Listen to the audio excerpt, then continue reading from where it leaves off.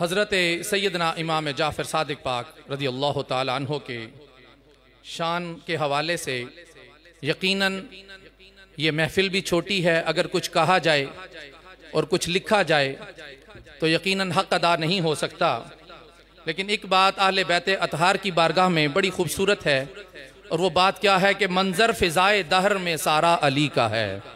محبت سے بولیے، منظر فضائے دہر میں سارا علی کا ہے، جس سمت دیکھتا ہوں نظارہ علی کا ہے۔ اصحابی کن نجوم کا ارشاد بھی بجا، سب سے مگر بلند ستارہ علی کا ہے۔ ہم فقر مست چاہنے والے علی کے ہیں، دل پر ہمارے صرف اجارہ علی کا ہے۔ اہل ہوس کی لقمہ تر پر رہی نظر، نانے جویں پہ صرف گزارا علی کا ہے۔ تم دخل دے رہے ہو عقیدت کے باب میں، تم دخل دے رہے ہو عقیدت کے باب میں، دیکھو معاملہ یہ ہمارا علی کا ہے، دیکھو یہ معاملہ ہمارا علی کا ہے۔ آثار پڑھ کے مہدی دوراں کے یوں لگا، جیسے ظہور وہ بھی دوبارہ علی کا ہے۔ اور ایک بڑی خوبصورت بات میں قبلہ شاہ جی کی اجازت سے امام عالی مقام امام جعفر صادق پاک رضی اللہ تعالیٰ عنہ کی بارگاہ میں پیش کرتا ہوں کہ نام جعفر، باپ باقر، دادا زین العابدین۔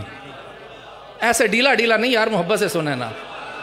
شاہ جی تشریف فرما ہوئے ہیں، نام جعفر، شاہ جی کے بزرگوں کا ذکر کر رہا ہوں، محبت سے بولیے، نام جعفر، باپ باقر، دادا زین العابدین، حامی اسلام و سنت، ناصر دین مبین، پاک تینت، نیک سیرت، عابد شب زندہ دار، کشور علم و عمل کا وہ شہ عالی وقار۔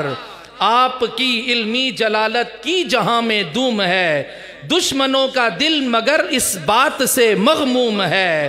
رب نے بخشا ہے تمہیں علم و ادب کی سروری، فقہ و افتاء میں تمہیں حاصل تھی کافی برتری۔ آپ کے شاگردوں میں لاکھوں ہوئے عالی مقام، جن میں شامل بو حنیفہ اور مالک کا ہے نام۔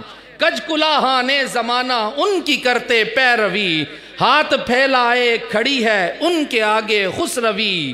السلام نور چشم رحمت للعالمین، محبت سے کہیے ذرا، السلام نور چشم رحمت للعالمین، السلام ناخدائے کشتی دین متین، السلام آسمان علم و حکمت، السلام السلام قاطع کفر و دلالت، السلام وہ محدث جس نے پھیلائی حدیث مصطفیٰ، دین کا اشرف ہوا ان سے کشادہ دائرہ۔